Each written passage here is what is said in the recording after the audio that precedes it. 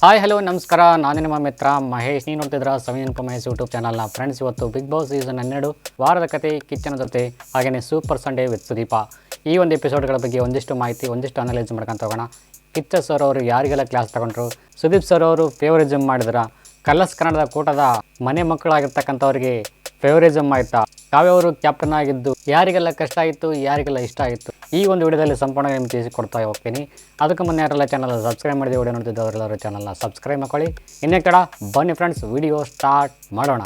Episode start ಆಗ್ತಾ ಇದ್ದಂಗೆ ಕಿಚ್ಚನ ಖಡಕ್ಕಾಗಿ entry ಆಗುತ್ತೆ. ಕ್ಯಾಪ್ಟನ್ ಆಗಿರ್ತಕ್ಕಂಥ ಕಾವ್ಯ ಅವರಿಗೆ ಕಂಗ್ರಾಚುಲೇಷನ್ಸ್ ಹೇಳಿ ಶುಭ ಕೋರುತ್ತಾರೆ. ಕಾವ್ಯ ಅವರು ಹೇಳ್ತಾರೆ, ಮನೆಯವರ ಓಟ್ಗಳ ಒಂದು ಮುಖಾಂತರ ನಾನು ಕ್ಯಾಪ್ಟನ್ ಆದೆ ಅಂತ ತಿಳಿಸ್ತಾರೆ. ಇದರಿಂದ ತುಂಬಾನೇ ಖುಷಿಯಾಗಿದೆ ನನಗೆ ಅಂತ ತಿಳಿಸ್ತಾರೆ. ಸೊ ಇದಾದ ನಂತರ ಗಿಲ್ಲಿ ಅವರಿಗೆ ಖಡಕ್ ಆಗಿರ್ತಕ್ಕಂಥ ಒಂದು ಕ್ಲಾಸ್ ತಗೋತಾರೆ. ನಿಮ್ಮ ಸ್ನೇಹದಿಂದ ಒಬ್ಬರಿಗೆ ತೊಂದರೆ ಆಗ್ತಾ ಇದೆ ಏನಪ್ಪ ಅಂತಂದ್ರೆ ಅವ್ರನ್ನ ಅಲ್ಲಿ ಬಿಟ್ಬಿಡೋದು ಒಳ್ಳೇದಾಗುತ್ತೆ. ನಂತರ ಸೂರಜ್ ಅವರಿಗೆ ಕೇಳ್ತಾರೆ, ನೀವು ಯಾಕೆ ಕ್ಯಾಪ್ಟನ್ ಆಗ್ಲಿಲ್ಲ, ಏನು ಕಾರಣ ಇರ್ಬೋದು ಅಂತ ಹೇಳಿ ತಿಳಿಸ್ತಾರೆ.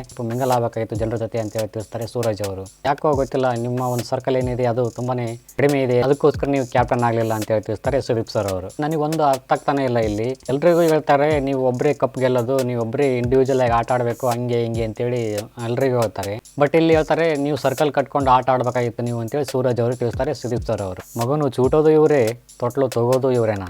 ರಕ್ಷಿತಾ ಧ್ರುವಂತ್ ಅವರು ಮನೆಗೆ ಹೋಗಿದ್ದು ಎಷ್ಟರ ಮಟ್ಟಿಗೆ ಸರಿ ಇದೆ, ಯಾರಿಗೆಲ್ಲ ಖುಷಿ ಆಯಿತು, ಯಾರಿಗೆಲ್ಲ ಬೇಜಾರಾಯಿತು ಅನ್ನೋ ವಿಚಾರ ಚರ್ಚೆ ಆಗುತ್ತೆ ಮನೆ ಮಂದಿಯವರೆಲ್ಲರಿಗೂ. ನಮಗಂತೂ ತುಂಬಾನೇ ಖುಷಿ ಆಗಿತ್ತು ಅಂತ ಹೇಳಿ ತಿಳಿಸ್ತಾರೆ ಕಾವ್ಯ ಅವರು ಮತ್ತು ಸ್ಪಂದನ ಅವರು. ಸೀಕ್ರೆಟ್ ರೂಮ್ಗೆ ಶಿಫ್ಟ್ ಆಗುತ್ತೆ ಈ ಒಂದು ಕಾರ್ಯಕ್ರಮ. ಈ ಒಂದು ವಾರ ಪೂರ್ತಿ ಹೇಗಿದ್ದೀರಿ ಅಂತ ಹೇಳಿ ಕೇಳ್ತಾರೆ ಸುದೀಪ್ ಸರ್ ಅವರು.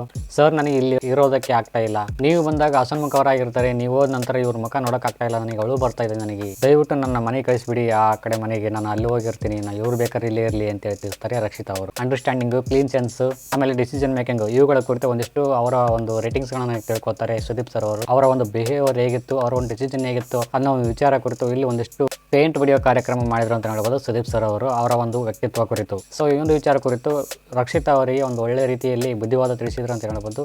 ನೀವು ನೋಡೋ ದೃಷ್ಟಿಕೋನ ಇದೆಯಲ್ಲ, ಅದನ್ನು ಸರಿ ಮಾಡಿಕೊಳ್ಳಿ, ಎಲ್ಲರನ್ನೂ ಒಂದೇ ದೃಷ್ಟಿಯಲ್ಲಿ ನೋಡೋಕೆ ಹೋಗಬೇಡಿ, ಒಬ್ಬರ ಒಂದು ಅಭಿಪ್ರಾಯಗಳು ಬೇರೆ ಬೇರೆ ರೀತಿಯಲ್ಲಿ ಇರ್ತವೆ ಅಂತೇಳಿ ತಿಳಿಸ್ತಾರೆ ಸುದೀಪ್ ಸರ್ ಅವರು ರಕ್ಷಿತಾ ಅವರಿಗೆ. ಸೊ ಇದ್ರ ಮಧ್ಯೆ ನಿಮ್ಮಗಳ ಒಂದು ಎಪಿಸೋಡ್ ನೋಡಿದೆ, ತುಂಬಾ ಅದ್ಭುತವಾಗಿತ್ತು. ನಿಮ್ಮ ಒಂದು ಹಾವಭಾವಗಳಾಗಿರ್ಬೋದು, ನಿಮ್ಮ ಒಂದು ಆಟ ಆಗಿರ್ಬೋದು, ನಿಮ್ಮ ಡೆಸಿಷನ್ ಮೇಕಿಂಗ್ ಆಗಿರ್ಬೋದು, ತುಂಬಾ ಅತ್ಯುತ್ತಮವಾಗಿತ್ತು. ಹೀಗೆ ಮುಂದುವರಲಿ, ಮುಂದಿನ ವಾರ ಸಹ ಇದೇ ಒಂದು ರೂಮಲ್ಲಿ ಅಂತ ಹೇಳಿ ತಿಳಿಸ್ತಾರೆ ಸುದೀಪ್ ಸರ್ ಅವರು ರಕ್ಷಿತಾ ಅವರಿಗೆ. ಸೊ ಈ ವಿಚಾರ ಕುರಿತು ರಕ್ಷಿತಾ ಅವರು ತುಂಬಾನೇ ಗೋಳಾಡ್ತಾರೆ ಅಂತ ಹೇಳ್ಬೋದು. ನನಗೆ ಇಲ್ಲಿರಕ್ಕಾಗಲ್ಲ ಸರ್, ತಲೆನೋವ್ತಾ ಇದೆ, ಹಂಗೆ ಹಿಂಗೆ ಅಂತೇಳಿ. ಧ್ರುವಂತ್ ಅವ್ರನ್ನ ಒಪ್ಪಿಸಿದೆ ಬಂದರೆ ನೀವಿಬ್ಬರು ಮನೆಗೆ ಹೋಗ್ಬೋದು ಅಂತ ತಿಳಿಸ್ತಾರೆ ಸುದೀಪ್ ಸರ್ ಅವರು. ಸೊ ಈ ಒಂದು ವಿಚಾರದಲ್ಲಿ ತುಂಬಾನೇ ಗೋವಾಡಿ ಅವ್ರನ್ನ ಒಪ್ಸೋಕೆ ಪ್ರಯತ್ನ ಪಡ್ತಾರೆ, ಮನವೊಲಿಸೋಕೆ ಪ್ರಯತ್ನ ಪಡ್ತಾರೆ ರಕ್ಷಿತಾ ಅವರು. ಫಿನಾಲಿಗೆ ಹೋಗ್ತೀನಿ ಹಂಗೆ ಹಿಂಗೆ ಅಂತೇಳಿ ತುಂಬಾ ಗೋಳಾಡ್ತಾರೆ ಅಂತ ಹೇಳ್ಬೋದು. ನನ್ನನ್ನು ನೆಮ್ಮದಿಯಾಗಿರಕ್ಕೆ ಬಿಡಂಗಿಲ್ಲ ಅಂತಂದ್ರೆ ನಿನ್ನನ್ನು ಸಹ ನಾನು ನೆಮ್ಮದಿಯಾಗಿರಕ್ಕೆ ಬಿಡಂಗಿಲ್ಲ, ರಕ್ಷಿತಾ ಅವರು ಥ್ರೆಟಿಂಗ್ ಮಾಡ್ತಾರೆ ಧ್ರುವಂತ್ ಅವರಿಗೆ. ಇದು ಸುಮ್ಮನೆ ಜೋಕ್ ಮಾಡಿದೆ ನಾನು. ಸೊ ಈ ಒಂದು ಕಾರ್ಯಕ್ರಮ ಇಲ್ಲಿಗೆ ಎಂಡ್ ಆಗುತ್ತೆ, ಇನ್ಮೇಲಿಂದ ನೀವು ಮನೆಯಲ್ಲಿ ಹೋಗಬೇಕಾಗುತ್ತೆ ಅಂತ ಹೇಳಿ ತಿಳಿಸ್ತಾರೆ ಸುದೀಪ್ ಸರ್ ಅವರು. ರಕ್ಷಿತಾ ಅವ್ರನ್ನ ಮತ್ತು ಧ್ರುವಂತ್ ಅವ್ರನ್ನ ಇಬ್ಬರನ್ನ ಕೂಡಿ ಕೇಸಿ ಒಂದು ಬಾಕ್ಸ್ ಒಳಗೆ ಹಾಕ್ಬಿಟ್ಟಿರ್ತಾರೆ. ನಾಮಿನೇಷನ್ ಆಗಿರ್ತಕ್ಕಂಥ ಸ್ಪರ್ಧೆಗಳನ್ನ ಕರ್ಕೊಂಡ್ಬಂದು ಅವ್ರ ಮುಂದೆ ನಿಲ್ಲಿಸ್ತಾರೆ. ರಕ್ಷಿತಾ ಮತ್ತು ಧ್ರುವಂತ್ ಅವ್ರ ಕೈಯಲ್ಲಿ ಸೇವನ್ನ ಬೋರ್ಡ್ ಕೊಟ್ಟಿರ್ತಾರೆ. ಇವರು ಮಾಳು ಅವ್ರನ್ನ ಮತ್ತು ಅಶ್ವಿನಿ ಗೌಡ ಅವ್ರನ್ನ ಸೇವ್ ಮಾಡಿ ಮನೆಗೆ ಎಂಟ್ರಿ ಆಗುತ್ತಾರೆ. ಸೊ ಇವರಿಬ್ಬರು ಬಂದಿರೋದು ನೋಡಿ ಮನೆಯವರೆಲ್ಲರೂ ಶಾಕ್ ಆಗಿರೋದು ಅಷ್ಟಾಗಿ ಏನು ಕಂಡು ಬರಲ್ಲ. ಯಾಕಂದ್ರೆ ಅವ್ರಿಗೆ ಆಲ್ರೆಡಿ ಗೊತ್ತಿದೆ ಇವರು ಸೀಕ್ರೆಟ್ ರೂಮಲ್ಲಿ ಇದ್ದಾರೆ ಅಂತೇಳಿ ಪಕ್ಕ ಕನ್ಫರ್ಮ್ ಆಗಿಲ್ಲ. ಅಷ್ಟಾಗಿ ಶಾಕಿಂಗ್ ಮೂಮೆಂಟ್ಸ್ಗಳು ಸ್ಪರ್ಧಿಗಳ ಕಡೆಯಿಂದ ಬರಲೇ ಇಲ್ಲ, ನಾರ್ಮಲ್ ಆಗಿದ್ರು ಅಂತ ಹೇಳ್ಬೋದು. ಸೊ ಇವರು ಮನೆಗೆ ಬಂದ ನಂತರ ಇಲ್ಲಿ ಚಲವಾಗುತ್ತೆ ತಂದಿಡೋ ಕಾರ್ಯಕ್ರಮ. ಮನೆಯವರಿಂದ ಸೀಕ್ರೆಟ್ ರೂಮಲ್ಲಿ ಇರ್ತಕ್ಕಂಥವ್ರಿಗೆ, ಸೀಕ್ರೆಟ್ ರೂಮಲ್ಲಿ ಇರ್ತಕ್ಕಂಥವ್ರಿಗೆ ಮನೆಯವರಿಗೆ ಆಫ್ ಕೊಟ್ಬಿಟ್ರು, ತುಚ್ಚಿಬಿಟ್ರು. ಇನ್ನು ಮ್ಯಾಲಿಂದ ಹೊಡೆದಾಡ್ಕೊಂಡು ಸಾಯರಿ ನನ್ನ ಮಕ್ಕಳ ಅಂತೇಳಿ ಸುದೀಪ್ ಸರ್ ಅವರು ಚೂಬಿಟ್ರು. ಕಾವ್ಯ ಅವರು ಕ್ಯಾಪ್ಟನ್ ಆಗಿದ್ದು ನನಗೆ ಮಾತ್ರ ಇಷ್ಟನೇ ಇಲ್ಲ ಅಂತೇಳಿ ರಕ್ಷಿತಾ ಅವರು ತಿಳಿಸ್ತಾರೆ. ಮನೆಯವರೆಲ್ಲರೂ ಹೇಳ್ತಾರೆ ಕಾವ್ಯ ಅವರು ಡಿಸರ್ವ್ ಇದ್ರು, ಹಂಗೆ ಇದ್ರು ಹಿಂಗಿದ್ರು ಅಂತೇಳಿ ತಿಳಿಸ್ತಾರೆ. ಮತ್ತೆ ರಕ್ಷಿತಾ ಅವ್ರನ್ನ ಕೇಳ್ತಾರೆ ಸುದೀಪ್ ಸರ್ ಅವರು, ಇದಕ್ಕೆ ಏನು ಹೇಳ್ತೀರಿ ಅಂತ ಕೇಳ್ತಾರೆ. ಸೊ ಅವ್ರು ಗುಡ್ ಬುಕ್ ಅಲ್ಲಿ ಇರ್ಬೇಕಂತೇಳಿ ಅವರು ಈ ರೀತಿ ಹೇಳಿದ್ರು. ಮನಸ್ಸಲ್ಲಿ ಒಂದು ಇಟ್ಕೊಂಡು ಹೊರಗಡೆ ಬೇರೆನೇ ಹೇಳ್ತಾ ಇದ್ದಾರೆ. ಬೇಸಿಕಲಿ ಹೇಳ್ಬೇಕಂತಂದ್ರೆ ಇದು ಪರ್ಸನಲ್ ಗ್ರಜ್ ಇರ್ಬೋದು ಅಥವಾ ಜಲಸಿ ಇರ್ಬೋದು ಅಂತ ಹೇಳಿ ತಿಳಿಸ್ತಾರೆ ರಕ್ಷಿತಾ ಅವರು. ಬಹುಶಃ ಏನಾದರೂ ಇವರಿಬ್ಬರು ಗೇಮಲ್ಲಿ ಆಡಿನಪ್ಪ ಅಂತಂದರೆ ಪಕ್ಕ ಸೂರಜ್ ಅವ್ರಿಗೆ ಗೆಲ್ತಾ ಇದ್ರು ಅನ್ನೋ ಒಂದು ವಿಚಾರ ಬಿಗ್ ಬಾಸ್ನವರಿಗೆ ಗೊತ್ತಿತ್ತು. ಸೊ ಹಾಗಾಗಿ ಏನು ಮಾಡಿದ್ರು, ಒಂದು ಒಳ್ಳೆ ತಂತ್ರನ ಉಪಯೋಗಿಸಿ ಕಳಿಸಿ ಒಂದು ಚಟುವಟಿಕೆ ಆರಂಭ ಮಾಡಿದರು.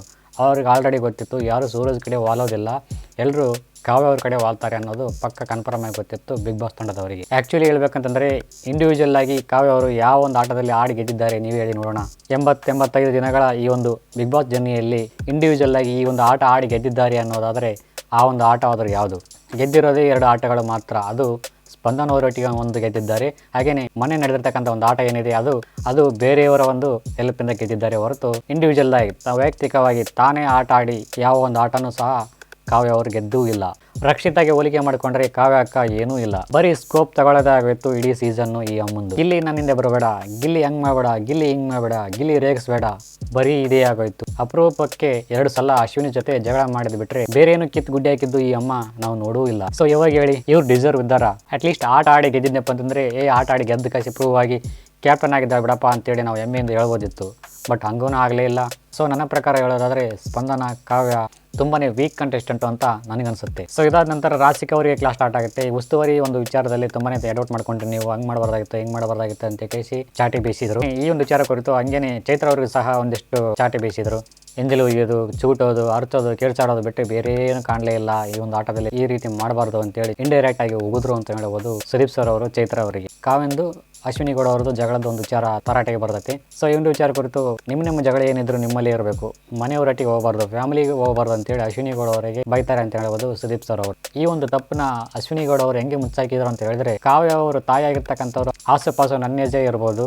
ಸೊ ಹಾಗಾಗಿ ಅವರಿಗೆ ನಾನು ಕ್ಷಮೆ ಕೇಳೋಕ್ಕೆ ಇಷ್ಟಪಡ್ತೀನಿ ಅಂತೇಳಿ ಈ ಒಂದು ಟ್ರ್ಯಾಕ್ನ ಕಂಡುಕೊಂಡ್ರು ಅಂತ ಹೇಳ್ಬೋದು. ಎಷ್ಟು ಈಸಿಯಾಗಿ ಎಸ್ಕೇಪ್ ಆಗಿಬಿಟ್ರು ಅಂತ ಅನ್ಸುತ್ತೆ ಈ ಒಂದು ವಿಚಾರ ಕುರಿತು. ಓಕೆ ಗೈಸ್, ಇವತ್ತಿನ ಒಂದು ಎಪಿಸೋಡ್ನ ವಿಚಾರಕ್ಕೆ ಬರೋಣ. Super Sunday with Sudeep. ಈ ಒಂದು ಎಪಿಸೋಡಲ್ಲಿ ಏನೇನೆಲ್ಲ ಆಯಿತು ಈ ಒಂದು ಎಪಿಸೋಡಲ್ಲಿ ಅನ್ನೋದನ್ನ. ಎಪಿಸೋಡ್ ಸ್ಟಾರ್ಟ್ ಆಗ್ತಾ ಇದ್ದಂಗೆ ರಕ್ಷಿತ್ ಅವರು ಎಲ್ಲರದೊಟ್ಟಿಗೆ ಮಾತಾಡ್ತಾ ಇದ್ದಾರೆ. ಆರೋಗ್ಯದ ಕುರಿತು ವಿಚಾರ ವಿನಿಮಯ ಮಾಡ್ಕೊಳ್ತಾರೆ ಅಂತ ಹೇಳ್ಬೋದು ತಮಗೆ ಆತರ ಇರ್ತಕ್ಕಂಥವ್ರ ಒಟ್ಟಿಗೆ. ಆಮೇಲೆ ಸ್ಪಂದನ ಅವ್ರ ಜೊತೆ, ಆಮೇಲೆ ಕಾವ್ಯ ಅವ್ರ ಜೊತೆ ಸ್ವಲ್ಪ ಮಾತುಕತೆ ಆರಂಭ ಆಗುತ್ತೆ. ನನ್ನೇ ಯಾಕೆ ನಾಮಿನೇಟ್ ಮಾಡೋಲ್ಲಿ ನಿರ್ಧಾರ ತಗೊಂಡು ಡಿಸಿಷನ್ ತಗೊಂಡು ಅಂತ ಕೇಳ್ತಾರೆ ಕಾವ್ಯ ಅವರು ಮತ್ತು ಸ್ಪಂದನ ಅವರು. ಅವ್ರು ಡಿಸರ್ವ್ ಇದ್ರು ಅದಕ್ಕೋಸ್ಕರ ತಗೊಂಡೆ, ನೀವು ಡಿಸರ್ವ್ ಇಲ್ಲ ಅಂತ ಹೇಳಿ ತಿಳಿಸ್ತಾರೆ ರಕ್ಷಿತಾ ಅವರು.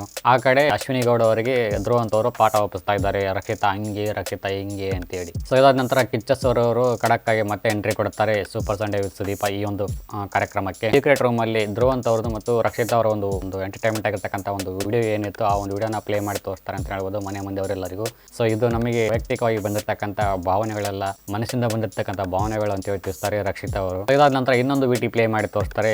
ಕಸ ಚೆಲ್ಲಿದ್ರಲ್ಲ ಇಬ್ರು ಸೇರ್ಕೊಂಡು ಧ್ರುವ ಮತ್ತು ರಕ್ಷಿತಾ ಅವರು. ಈ ಒಂದು ವಿಟಿನ ತೋರಿಸ್ತಾರೆ ಮನೆ ಮಂದಿಯವರೆಲ್ಲರಿಗೂ.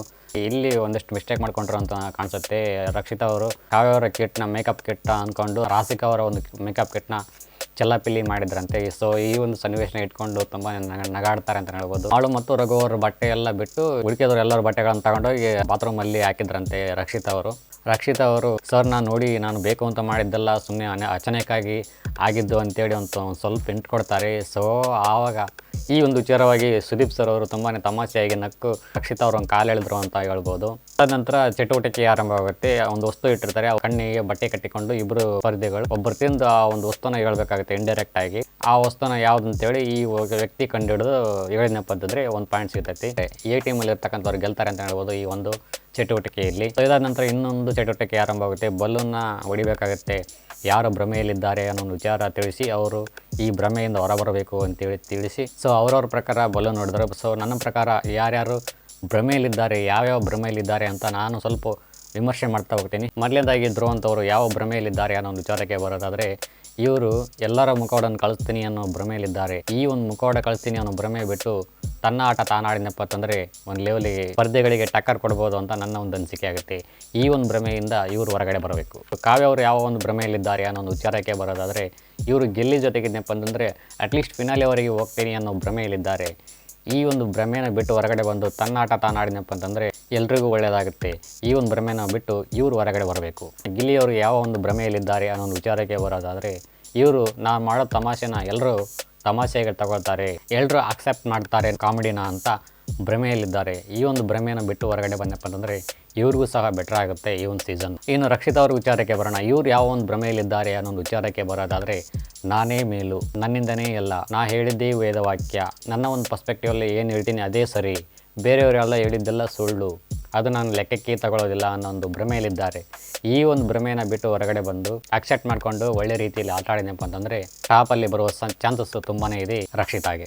ಇನ್ನು ರಾಶಿಕಾ ಅವ್ರ ವಿಚಾರಕ್ಕೆ ಬರೋಣ. ನಾನೇ ಟಾಸ್ಕ್ ರಾಣಿ ಅನ್ನೋ ಭ್ರಮೆಯಲ್ಲಿದ್ದಾರೆ ರಾಶಿಕಾ ಅವರು. ಇನ್ನು ಧನುಷ್ ಅವ್ರ ವಿಚಾರಕ್ಕೆ ಬರೋಣ. ಎಲ್ಲರ ಜೊತೆಗೆ ಚೆನ್ನಾಗಿದ್ನಪ್ಪ ಅಂತಂದರೆ ಕಪ್ ಪಡಿಬೋದು ಅನ್ನೋ ಭ್ರಮೆಯಲ್ಲಿದ್ದಾರೆ ಧನುಷ್ ಅವರು. ಈ ಒಂದು ಭ್ರಮೆಯನ್ನು ಬಿಟ್ಟು ಮಳಿ ಚಳಿ ಬಿಟ್ಟು ಎಲ್ಲರ ಜೊತೆಗೆ ಫೈಟ್ ಮಾಡಿದ್ನಪ್ಪ ಅಂತಂದರೆ ಉತ್ತಮ ಕಂಟೆಸ್ಟೆಂಟ್ ಆಗಿ ಹೊರಹೊಮ್ಮುತ್ತಾರೆ.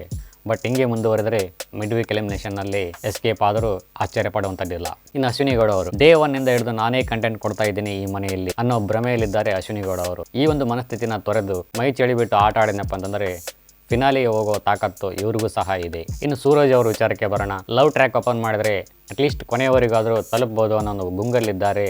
ಸೊ ಈ ಒಂದು ಗುಂಗು ಬಿಟ್ಟು ಆಟದ ಕಡೆ ಗಮನ ಕೊಟ್ಟರೆ ಇವ್ರಿಗೂ ಸಹ ಉತ್ತಮವಾಗಿರ್ತಕ್ಕಂಥ ಒಂದು ವೇದಿಕೆ ಸಿಗುತ್ತೆ ಅಂತ ನನ್ನ ಒಂದು ಅನಿಸಿಕೆ ಆಗುತ್ತೆ. ರಘು ಅವರು ಅಡುಗೆ ಮನೆಯಲ್ಲಿ ಇದ್ನಪ್ಪ ಅಂತಂದರೆ ಬೆಟರ್ ಆಗಿ ಪರ್ಫಾರ್ಮೆನ್ಸ್ ಕೊಡ್ಬೋದು ಅನ್ನೋ ಭ್ರಮೆಯಲ್ಲಿದ್ದಾರೆ. ಇನ್ನು ಸ್ಪಂದನ ವಿಚಾರಕ್ಕೆ ಬರೋಣ. ಈ ಅಮ್ಮನ ಬಗ್ಗೆ ಏನು ಹೇಳಬೇಕು ಏನಿಲ್ಲ ಒಂದು ಗೊತ್ತಾಗ್ತಾ ಇಲ್ಲ. ಬಿಗ್ ಬಾಸ್ ಅವರು ಕೊಡ್ತಕ್ಕಂಥ ಪತ್ರಗಳನ್ನು ಓದ್ತಾ ಫಿನಾಲಿಗೆ ಹೋಗ್ಬೋದು ಅಂತ ಭ್ರಮೆಯಲ್ಲಿದ್ದಾಳೆ ಸ್ಪಂದನ. ಅವ್ರ ಮನೆ ಮಗಳು ಏನು ಬೇಕಾದರೂ ಮಾಡ್ಬೋದು. ಬಿಗ್ ಬಾಸ್ನವರು ಡೈರೆಕ್ಟ್ ಫಿನಾಲಿಗೆ ಕೊಟ್ಟು ನೀನು ಹೋಗಮ್ಮ ಫಿನಾಲಿಗೆ ಅಂತ ಹೇಳಿದ್ರು ಹೇಳ್ಬೋದು. ಆಶ್ಚರ್ಯ ಪಡುವಂಥದ್ದು ಏನೂ ಇಲ್ಲ. ವೈಲ್ಡ್ ಕಾರ್ಡ್ ಆಗಿ ಬಂದಿರತಕ್ಕಂಥ ಚೈತ್ರ ಮತ್ತು ರಜತ್ ಅವರು ಸ್ಪರ್ಧಿಗಳಾಗಿ ಇಲ್ಲಿ ಬಂದಿಲ್ಲ, ಅತಿಥಿಗಳಾಗಿ ಬಂದಿದ್ದಾರೆ ಅಂತ ತಿಳಿಸಿ ಅವರಿಬ್ಬರನ್ನ ಮನೆಗೆ ಕಳಿಸ್ತಾರೆ. ಆಡಿಯನ್ಸಿಗೆ ಆದರೂ ಫಸ್ಟಿಗೆ ಹೇಳ್ಬೋದಿತ್ತಲ್ಲ, ಇವರು ವೈಲ್ಡ್ ಕಾರ್ಡ್ ಎಂಟ್ರಿಗಳಲ್ಲ ಅತಿಥಿಗಳು ಅಂತೇಳಿ ಹೇಳ್ಬೋದಿತ್ತಲ್ಲ. ಯಾಕೆ ಹೇಳಿಲ್ಲ ಸುದೀಪ್ ಸರ್ ಅವರು? ಸ್ಪರ್ಧಿಗಳಂತೇಳಿ ಇಡೀ ಕರ್ನಾಟಕಕ್ಕೆ ಪಂಗನಾಮ ಹಾಕಿದರು, ಸ್ಪರ್ಧಿಗಳಂತೇಳಿ ಜನರನ್ನ ಬಕ್ರಾ ಮಾಡಿದ್ರು ಅಂತ ನನಗನ್ಸುತ್ತೆ.